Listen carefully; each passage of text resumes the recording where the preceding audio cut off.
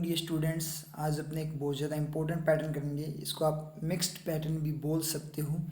इसके अंदर आपके सेंटेंस रीअरेंजमेंट है दोनों टाइप का, जो आपका पैराजम्बल वाला है और जो आपका न्यू पैटर्न वाला जो आपका सेंटेंस रीअरेंजमेंट पूछा जाता है, वो दोनों के दोनों पैटर्न हैं और साथ में इसमें ओड सेंटेंस भी है। ठीक है, तो ये तीनों पैटर्न मिक्स करके ये बनाया गया पैटर्न है। तो बहुत ज़्यादा इंपॉर्टेंट पैटर्न बन जाता है ये आपका मेंस के एग्ज़ाम के लिए, बहुत ज़्यादा इंपॉर्टेंट पैटर्न बन जाता है और प्री में भी पूछा जा सकता है। ठीक है, तो स्टार्ट करते हैं डायरेक्शन को। Given below are four sentences which are divided into several parts. नीचे क्या फोर सेंटेंसेज है जो कि क्या डिवाइडेड है कुछ पार्ट्स में। Answer the following questions based on these given statements. आपको क्या करना है, इन दिए गए स्टेटमेंट से क्या करना है, क्वेश्चंस का क्या करना है, आंसर करना है। ठीक है, अब क्वेश्चन को स्टार्ट करते हैं। कैसे करना है अपने को, यहाँ पे क्वेश्चन दिया हुआ होगा अपने को, उसके अकॉर्डिंग अपने को यहाँ पे आंसर करना है। ठीक है, तो स्टार्ट करते हैं। सबसे पहले अपने को यहाँ पे लिखा है नीचे, आप क्वेश्चन पे आओ एक बार। यहाँ पे पूछा क्या है उसने, which of the following is correct sequence of the rearrangement of sentence A. कि सेंटेंस ए का जो करेक्ट सीक्वेंस क्या है रीअरेंजमेंट का, सेंटेंस ए का करेक्ट सीक्वेंस देखना है। तो ये आपका क्या है, सेंटेंस ए है और इसका अपने को क्या देखना है, करेक्ट सीक्वेंस देखना है। मतलब ये वो वाला पैटर्न हो गया ना जो अपने को सबसे इजी लगता है, सेंटेंस रीअरेंजमेंट वाला जो न्यू पैटर्न चल रहा है अभी एग्जाम में आता है, जो प्री के एग्जाम्स में आता है। ठीक है, तो ये तो वो वाला पैटर्न हो गया। ठीक है, तो इजी है, कोई दिक्कत नहीं है। तो मतलब अपने को क्या करना है, ए वाले को क्या करना है, रीअरेंज करना है। तो पहला काम करना है अपने को, रीअरेंज करना है ए वाले को। तो स्टार्ट करते हैं सबसे पहले इसको सोल्व करना। ए को रीअरेंज करते हैं। ए ही पूछा है ना इसने, यहाँ पे ए को पूछा है। ठीक है, स्टार्ट करते हैं। Which of the following is the correct sequence of rearrangement of sentence A. शुरू हो, जो अपने ऑप्शन से स्टार्ट करेंगे। 1 4 3 2 को पढ़ेंगे। 1 4 3 2। इन most developing countries over the past 30 years. जो ज़्यादातर डेवलपिंग कंट्री डेवलप कर रही है, जो ऐसी कंट्रीज है ओवर द पास्ट 30 ईयर्स, पिछले 30 सालों से उसको कवर करते हुए। ठीक है, 4 पढ़ना। उसके बाद insufficient investment in the agriculture sector. उसके बाद में बात करें इन मोस्ट, दोबारा पढ़ो, इन most developing countries over the past 30 years. मतलब जो ज़्यादा डेवलपिंग कंट्रीज है पास्ट 30 ईयर्स में, उनमें क्या हुआ, उन कंट्रीज़ में क्या हुआ, इनसफिशिएंट इन्वेस्टमेंट, मतलब अपर्याप्त जो इन्वेस्टमेंट है in the agriculture sector, agriculture sector में।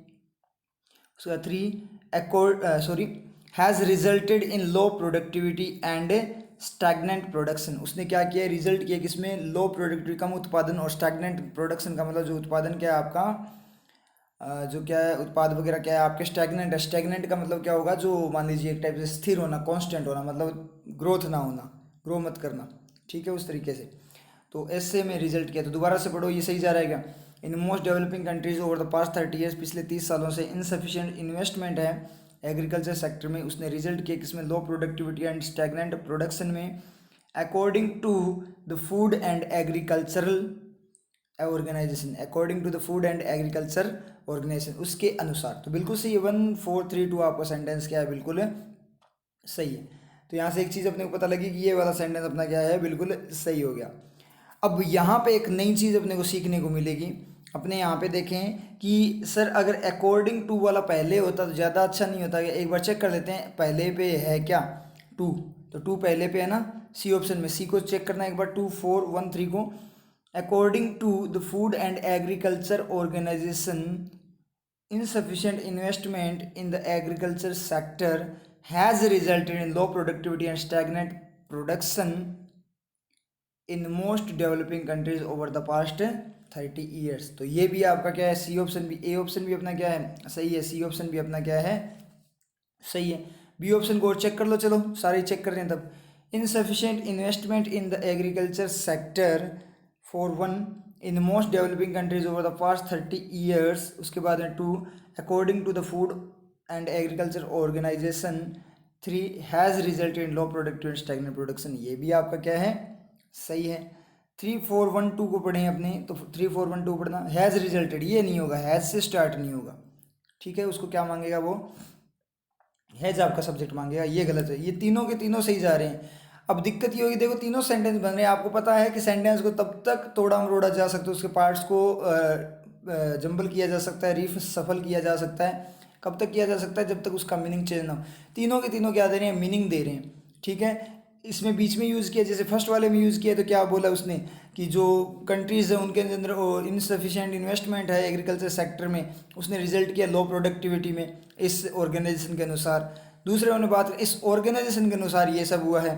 तीसरे में अपने बात करें तो ऐसे बोल रहे हैं कि है ना, सॉरी बी में अपने बात करें तो बी में ऐसे बोल रहा है कि इनसफिशिएंट इन्वेस्टमेंट है जो एग्रीकल्चर सेक्टर में है, ठीक है, जो मोस्ट कंट्रीज़ के अंदर है, उसने क्या किया उस ऑर्गेनाइजेशन के अनुसार कम रिजल्ट दिया है, ठीक है, ये भी सही है। और फर्स्ट वाला देखें तो ये भी सही है कि सबसे पहले अकॉर्डिंग टू यूज़ कर दिया तो सबसे बेस्ट।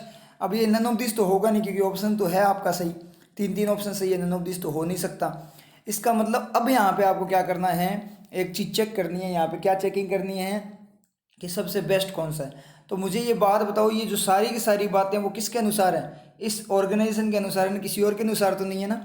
जैसे मैं बोलूँ मेरे हिसाब से अगर बात करें तो ये जो आपका एसबीआई का जो मेंस का एग्ज़ाम है वो इस डेट को क्या होना है, जैसे मान लूँ मेरे हिसाब से अगर मैं बात करूँ तो मैं बोल दूँ एसबीआई का एग्ज़ाम आपका क्या होगा, अगस्त में होगा मेरे हिसाब से।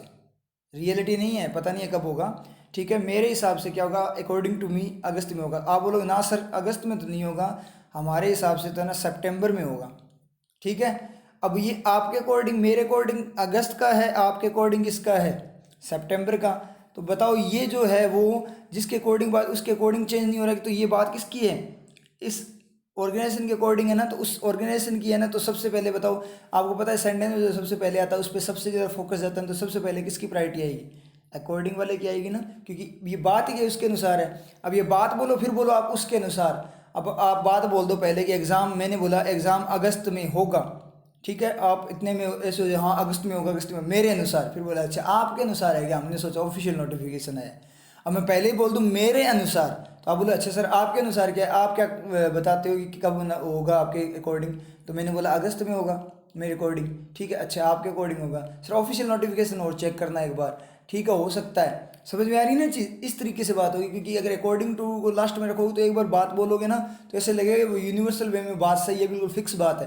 और अकॉर्डिंग टू लगा दोगे तो पता चल जाएगा कि उस बंदे की बात है। समझ में आई, तो ज़्यादा प्रायोरिटी किसकी है, सी ऑप्शन की ज़्यादा प्रायोरिटी है, बी और ए यहाँ से डी सेलेक्ट हो जाएंगे। समझ में आई ना चीज़, नन ऑफ दिस नहीं कर सकते क्योंकि ऑप्शन 3 है यहाँ पे, अब आपको एक सेलेक्ट करना है। अब ये नई चीज़ अपने को सीखने मिली है किसमें, सेंटेंस रीअरेंजमेंट न्यू पैटर्न वाले, अपने को जो इजी लगता है। अब ऐसे एग्जामिनर आपके साथ खेल सकता है कि तीनों के तीनों सेंटेंसेस क्या है, सही है, लेकिन सबसे बेस्ट आप तीनों सेंटेंस बनाकर देख लेना। ये आप क्या करना अपनी कॉपी के अंदर नोट कर लेना एक बार, ये नोटबुक है उसके अंदर क्या करना आप नोट करना एक बार, इनको है ना लिखना, जैसे ऐसे दिए है ना ऐसे लिखना, तीनों के तीनों सेंटेंसेस क्या जाएंगे आपके सही जाएंगे। वर्किंग से देख लेना चाहे कैसे भी देख लेना, तीनों के तीनों सेंटेंसेस आपके कैसे जाएंगे, बिल्कुल सही जाएंगे। अब आपको क्या करना है उनमें कंपैरिजन करना है। तो ये शानदार वाला यहाँ पे क्वेश्चन था, ठीक है, समझ में आई ना बात। ऐसे एग्जामिनर आपको चेक कर सकता है। तो आगे से एक चीज़ और ध्यान रहेगी क्या, कि जब भी पेपर करेंगे तो अपने माइंड में ये रहना चाहिए, जैसे मान लीजिए ये पढ़ा अपने को सही लगा, अकॉर्डिंग देखते ही आपके ये भी आना चाहिए यार अकॉर्डिंग बीच में भी तो आ सकता है, अकॉर्डिंग पहले भी तो आ सकता है। समझ आए चीज़ कि पहले भी तो आ सकता है बीच में भी आ सकता है, तो वो सेंटेंस और चेक कर लेना कि वो सेंटेंस कहीं हो ना। अब आप बोलोगे सर सारे सेंटेंस चेक करें ऐसे, तो फिर शॉर्ट ट्रिक का कोई मतलब नहीं, सारे नहीं करने, अपने आप पता लग जाएगा। क्योंकि आप जैसे पढ़ोगे तो आपको ये भी पता लग जाएगा ये इनसफिशिएंट है कि सर इनसफिशिएंट अकॉर्डिंग को सबसे लास्ट में रख दिया, तो आपको ये भी अपने आप माइंड में आ जाएगी अकॉर्डिंग वाला पहले भी तो हो सकता है, वो ज़्यादा बेटर होता है। तो ये चीज़ अपने सीख ली। अब ये चीज़ आपकी हमेशा क्या रहेगी माइंड में, ऐसे बहुत सारे सेंटेंस आएंगे तो उनको क्या होगा देखते ही आपको प्रैक्टिस से पता लग जाएगा कौन सा कब आना होगा। समझ में आ गई ना बात, ज़्यादा एक्यूरेट क्या होगा। अगर मान लीजिए सी ऑप्शन यहाँ ना होता ना, फिर आपका ए ऑप्शन यहाँ पे क्लिक हो जाता। समझ में आ रही है ना बात, सी ऑप्शन ना होता, अगर गलत होता तो यहाँ पे 3 पहले होता तो ये क्लिक हो जाता। मतलब क्या हुआ, ए गलत नहीं है, बी भी गलत नहीं है, लेकिन सी बेस्ट है। ये तीनों है ना, इनमें सबसे बेस्ट है। समझ में आई चीज़, क्लियर आई थिंक। नेक्स्ट पे चलते हैं, नेक्स्ट क्वेश्चन पे।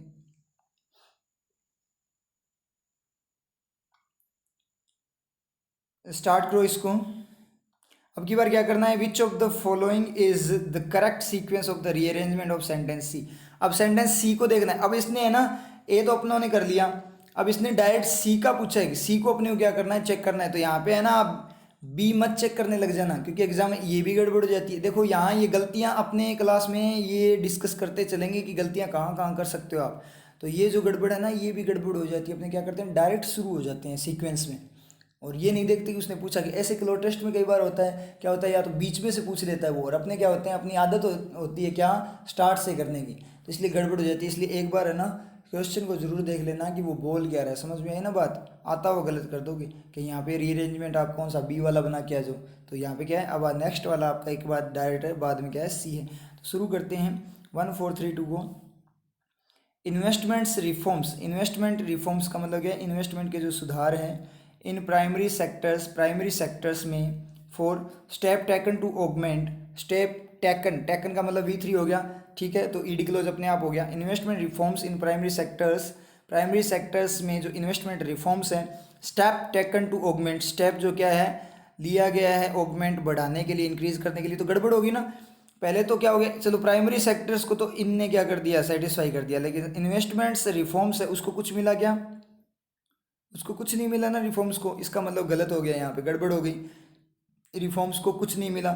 उसके बाद में नया स्टेप टेकन टू, स्टेप जो लिए गए हैं बढ़ाने के लिए, पता नहीं क्या बढ़ाने के लिए, ये भी क्या हो गया, आगे से फिर से एक सब्जेक्ट आ गया, नाउन आ गया, तो ये भी आपका सेटिस्फाई, तो पहले वाले को सेटिस्फाई नहीं किया और दूसरे वाला फिर लेकर आ गया आप, इसका मतलब क्या है 1432, तो अपना क्या हो जाएगा, ये वाला तो अपना ऑप्शन क्या हो जाएगा, गलत हो गया आपका।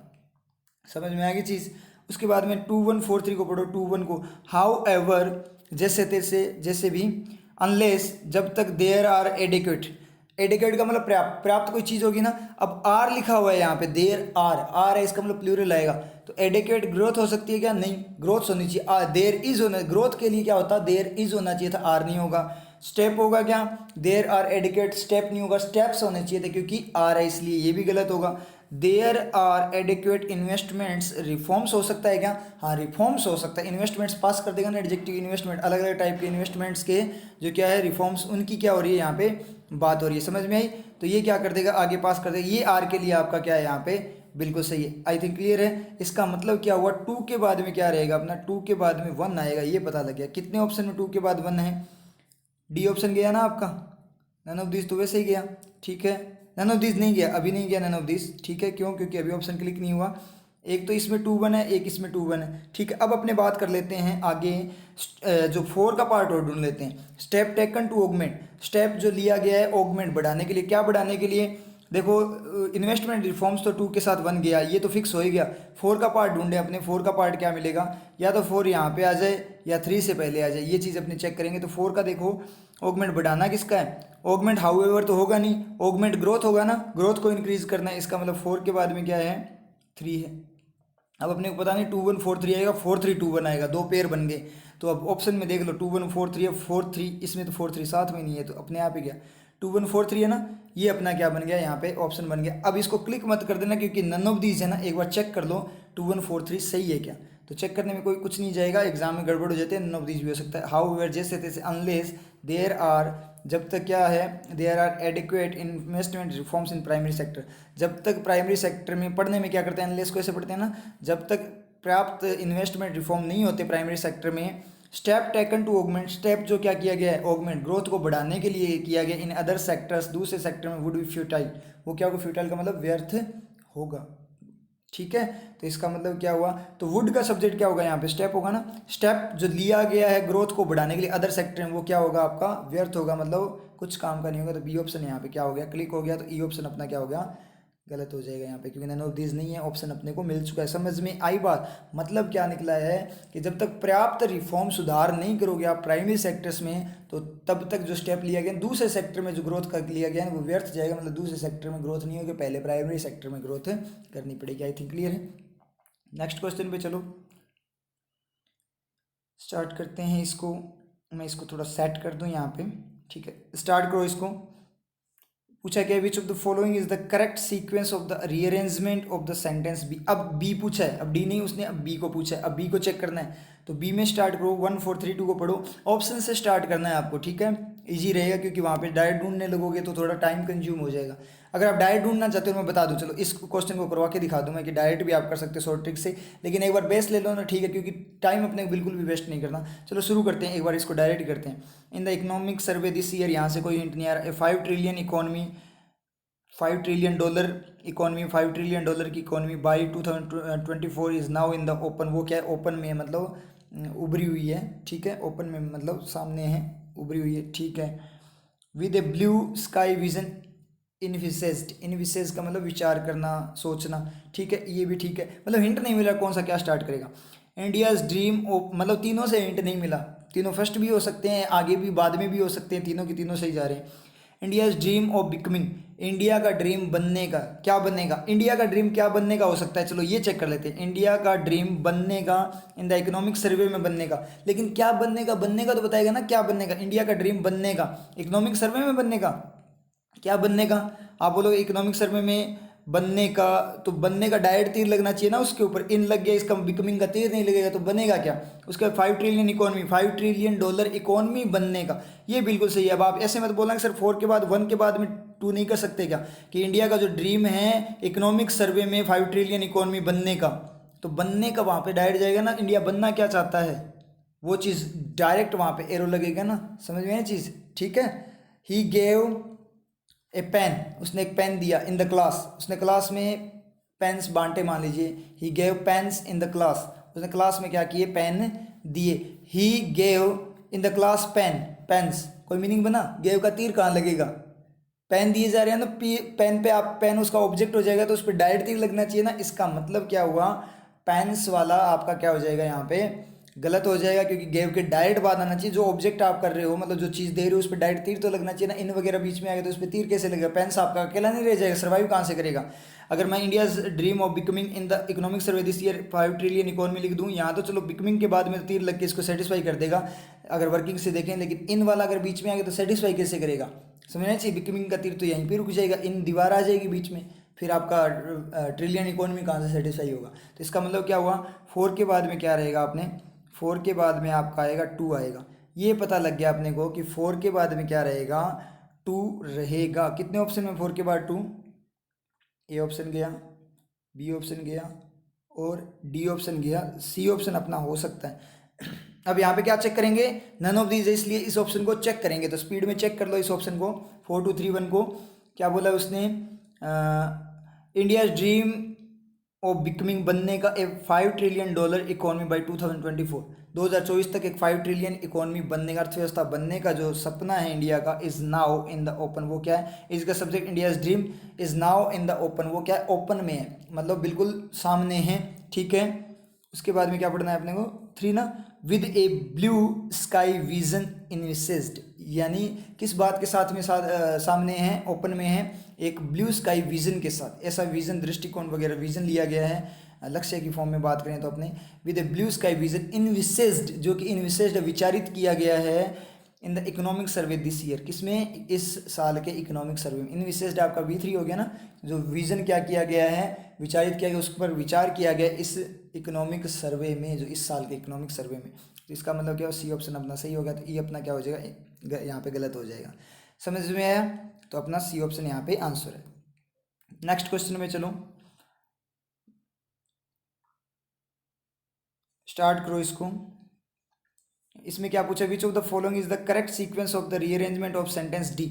अब इसने भाई सेंटेंस डी का रीअरेंजमेंट पूछा है, तो अब की बार अपने क्या करना है, डी को करना है। ये देखते रहना, आप चेक करते रहना कि पूछ क्या रहा है, किसका, डायरेक्ट सीक्वेंस में मत चलना, ठीक है, चेक करते रहना कि किसका बीच में, वो किसी का बीच में पूछ सकता है, ठीक है। तो इसमें अब अपनों ने पहले किया था, वो चेक करके किया था, तो आप ऑप्शन से चलो, बेस्ट मेथड यही है कि ऑप्शन से चलो और बीच में शॉर्ट ट्रिक यूज़ करो। अपनों ने क्या किया, पहले ही सेंटेंस को पढ़कर शॉर्ट ट्रिक यूज़ की, वैसे करो तो वैसे कर लो, कोई दिक्कत नहीं, स्पीड आ जाती है। लेकिन कई बार है ना, सेंटेंस थोड़ा सा क्या हो जाता है, कॉम्प्लिकेटेड हो जाता है, ठीक है, बात समझ में आ रही है ना, कॉम्प्लिकेटेड हो जाएगा, तो क्या करो, एक बार स्टार्ट तो दे दो ना। तो अपने क्या करो, पहले ऑप्शन को साथ में ले लो और बीच में शॉर्ट ट्रिक खेल दो, जैसे अपने खेलते हैं इसके अंदर बीच में शॉर्ट ट्रिक, वो ज़्यादा ईजी हो जाएगा। तो 1432 को पढ़ते हैं एक बार। The document lays down a clear strategy, एक क्लियर स्ट्रेटेजी को ले डाउन का मतलब बताता है, ठीक है, यहाँ पे अपने बात करें तो, ठीक है, किसी चीज़ को इस्टेब्लिश करना, तैयार करता है, टू ऑगमेंट, बढ़ाने के लिए।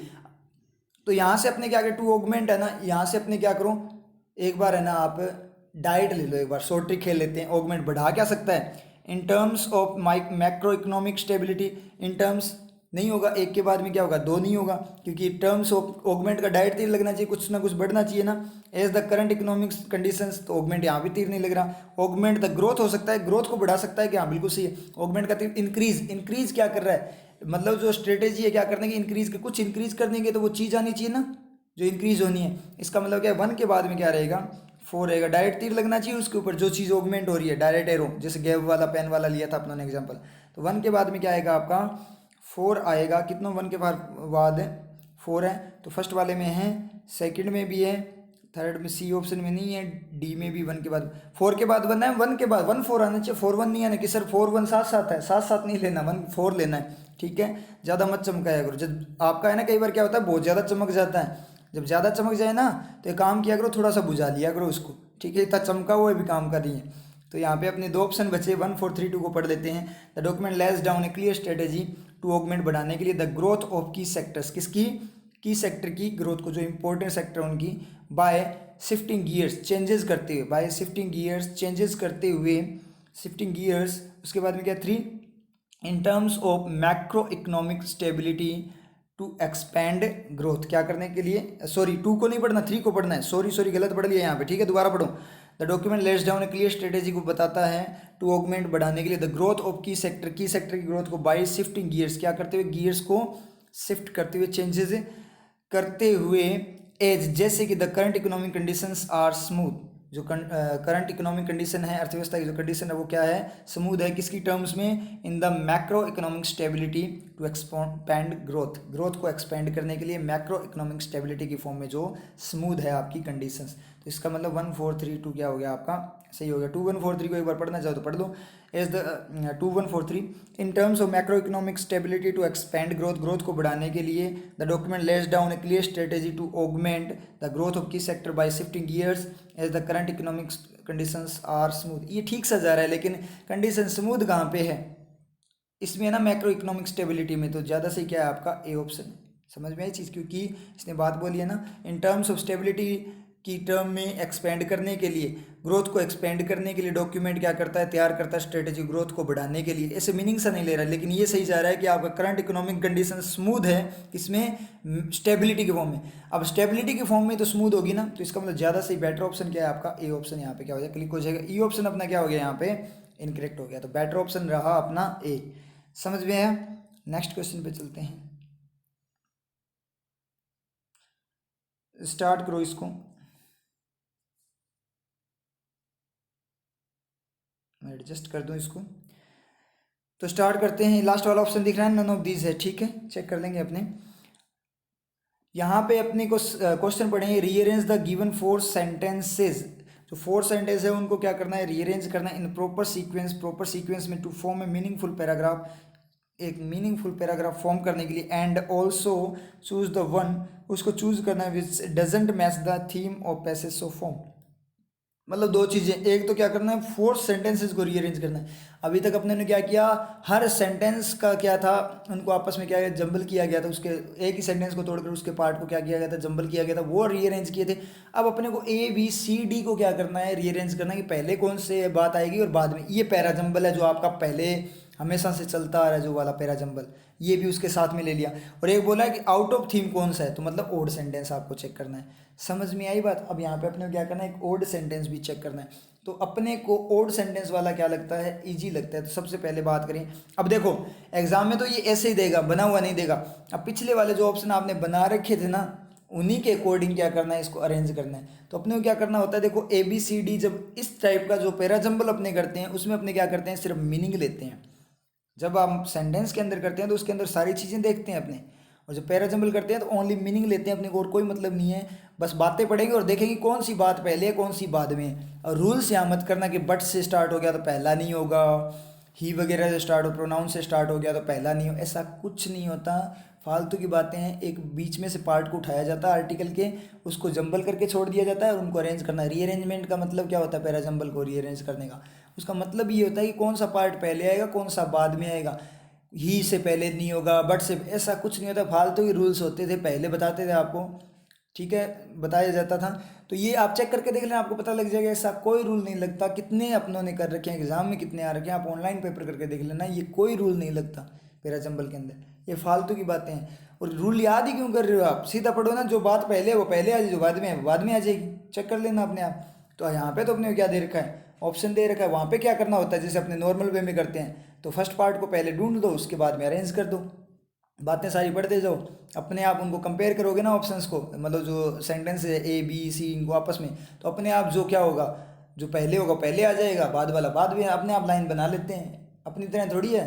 ठीक है, जो लाइन में खड़े होते हैं तो मतलब प्रॉब्लम्स क्रिएट करते हैं ना अपने, वैसा काम जब एग्ज़ाम देने जाते हो, ट्रेन के लिए जाते हो तो टिकट वगैरह के लिए कैसे करते हो आप, तो वो तो ये समझदार होते हैं सेंटेंसेस, ठीक है, बहुत ज़्यादा समझदार होते हैं, इनसे सीखो कुछ। तो यहाँ पे अपने बात करें तो अपने क्या कर लेते हैं, आउट ऑफ थीम निकाल लेते हैं, वहाँ से अपना क्लियर हो जाएगा, क्योंकि अपने को ये ज़्यादा अच्छा लगता है ओड सेंटेंस वाला। तो मीनिंग ले लो, ए में क्या बोला है कि डेवलपिंग कंट्रीज़ में क्या है, इसके अनुसार क्या हुआ, डायरेक्ट पढ़ो क्या हुआ, एग्रीकल्चर सेक्टर में क्या है, इन्वेस्टमेंट क्या है, एग्रीकल्चर सेक्टर में बहुत कम है जिससे प्रोडक्टिविटी कम हुई है। तो बात हो रही है एग्रीकल्चर सेक्टर में इन्वेस्टमेंट कम है, ये मीनिंग लेना है, अपना मीनिंग ईजी सा मीनिंग लेना है। सेकंड में बात करें, इंडिया क्या बनना चाहता है, 5 ट्रिलियन इकोनॉमी, अर्थ बहुत बड़ी अर्थव्यवस्था बनना चाहता है, ठीक है, एग्रीकल्चर सेक्टर में इन्वेस्टमेंट कम है और इंडिया बनना चाहता है, तो कॉन्ट्रेक्ट दे रहा होगा कि इंडिया बहुत बड़ी अर्थव्यवस्था बनना चाहता है फिर भी इन्वेस्टमेंट क्या है, कम है। लेकिन यहाँ मोस्ट डेवलपिंग कंट्रीज़ की बात हो रही है, इंडिया की नहीं हो रही। चलो कोई ना, चेक करते हैं, ये हो सकता है कि मोस्ट डेवलपिंग कंट्रीज़ में ऐसा होता है इसलिए इंडिया भी डेवलपिंग है तो इंडिया में भी ऐसा हो रहा है, तो देख लें, कोई ना, अभी अपने को पता नहीं लगा, ठीक है, दोनों सेम से ही जा रहे हैं, ओड नहीं पता लग रहा अपने को, ए भी पढ़ लिया अपनों ने और बी भी पढ़ लिया, ठीक है।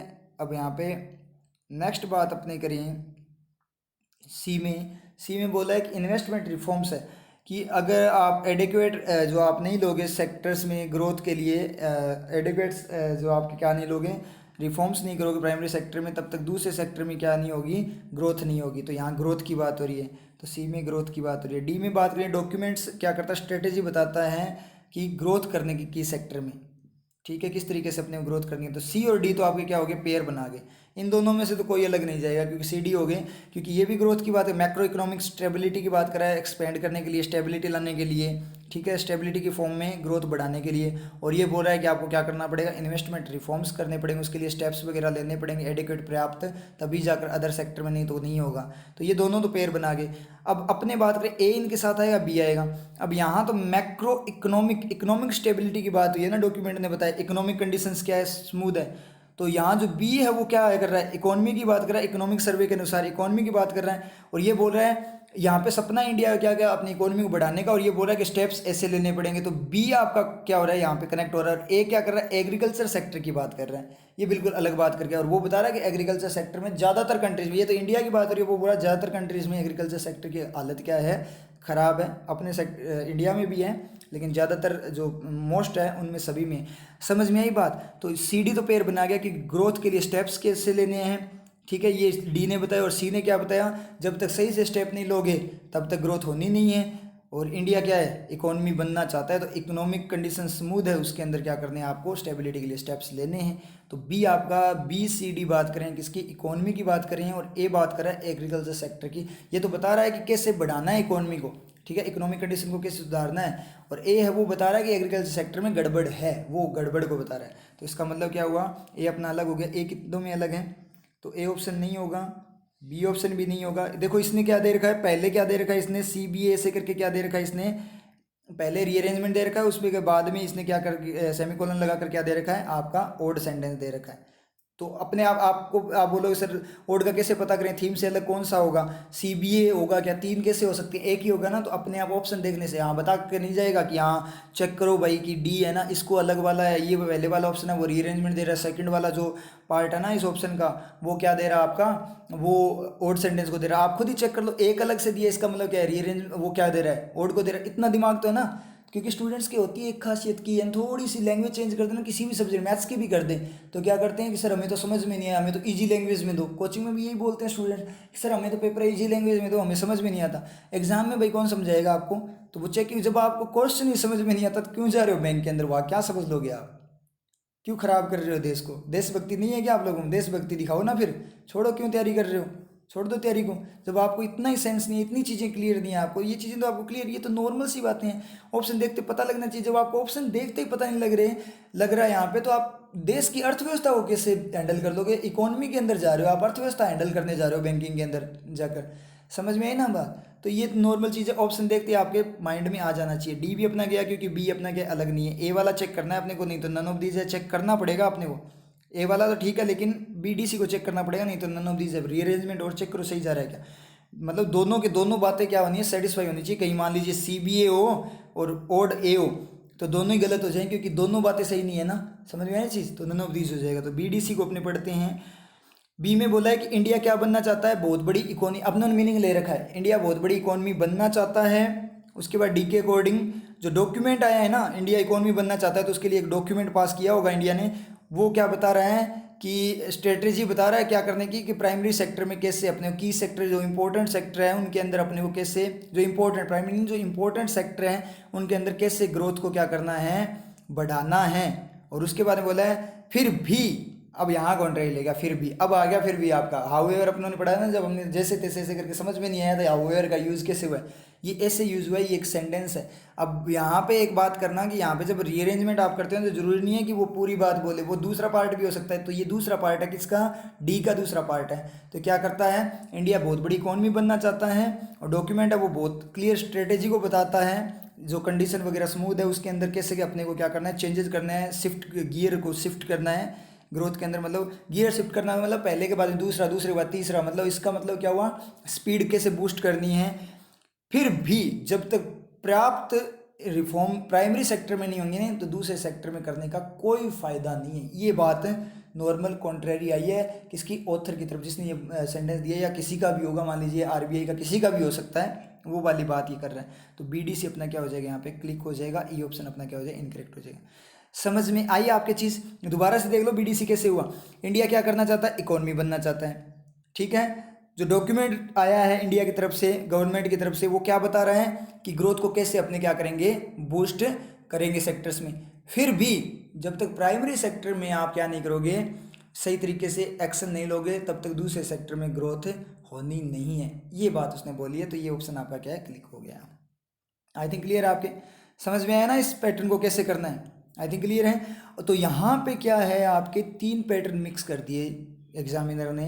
कौन कौन से, वैसे एग्जाम में ये आया हुआ तो नहीं है, ठीक है, लेकिन बहुत चांसेस है इसके, क्योंकि पैटर्न मिक्स करने के तो बहुत बड़ा खेल खेलता है मेंस के एग्जाम के अंदर, तो बहुत ज़्यादा इंपॉर्टेंट पैटर्न है, ठीक है। अपनों ने देख लिया किस तरीके से कर सकते हैं। तो 3 पैटर्न को कैसे मिक्स किया, एक पैटर्न इन्होंने मिक्स कर दिया, कौन सा, जो अपना फेवरेट है, रीअरेंजमेंट वाला, जो सेंटेंस रीअरेंजमेंट वाला, मतलब न्यू पैटर्न वाला, ठीक है।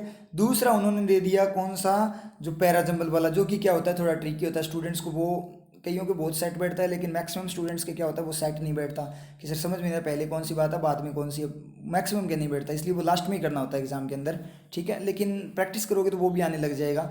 आपको सिर्फ बातों का मीनिंग लेना है, जैसे अपनों ने अभी लिया था, समझ में आई बात। उसके बाद में तीसरा दे दिया ऑड सेंटेंस, ये भी अपना क्या है, मेंस का जो टॉपिक है ऑड सेंटेंस, वो फेवरेट है।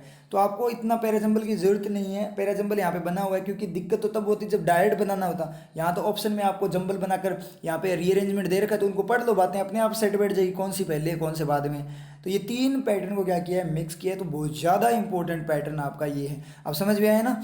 अब आपको देखो दिक्कत ये हो जाती है, देखो क्लियर है अपने रीअरेंजमेंट कौन कौन से, सारे पैटर्न अगर आपके क्लियर है तो आपको कभी दिक्कत नहीं आएगी, क्योंकि सेंटेंस रीअरेंजमेंट वाला, न्यू पैटर्न वाला अपने क्लियर है, पैराजंबल वाला क्लियर है, ओड सेंटेंस वाला क्लियर है, तीनों के तीनों क्या कर दिया, यूज़ कर दिया। अब स्टूडेंट्स कई बार क्या बोलते हैं कि सर कुछ एक टॉपिक करवा दो, उन टॉपिक कुछ एक टॉपिक कर लेंगे जिससे सिलेक्शन हो जाए, तो नहीं होता सिलेक्शन, वो मिक्स करके दे देंगे, फिर क्या करोगे वहाँ एग्जाम के अंदर, कुछ नहीं कर पाओगे ना आप, एग्जाम में कुछ नहीं कर पाओगे अगर उन्होंने मिक्स कर दिया। तो इसलिए आपको पैटर्न नहीं रटना, आपको क्या करना है, हैंडलिंग सीखनी है कि पैटर्न्स को हैंडल कैसे किया जाता है, चाहे कोई सा भी पैटर्न हो। ऐसे नहीं कि रीअरेंजमेंट वालों को कैसे हैंडल किया जाता है, फ्रेज रिप्लेसमेंट वालों को कैसे हैंडल किया जाता है, ऐसा कुछ भी नहीं करना।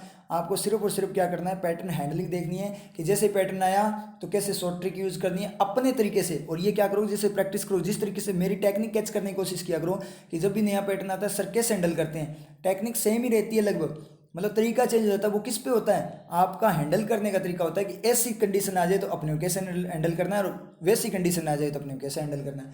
ये हैंडलिंग सीख जाओ बस आप पैटर्न के, उसके बाद में कोई दिक्कत नहीं होने वाली। समझ में आया चीज़। तो रिवाइज करते रहना, बहुत ज़्यादा इंपॉर्टेंट पैटर्न है, इसको बार बार आप क्या करना, रिवाइज करना। आई थिंक क्लियर है आपके, ठीक है। फिर मिलते हैं नेक्स्ट क्लास में।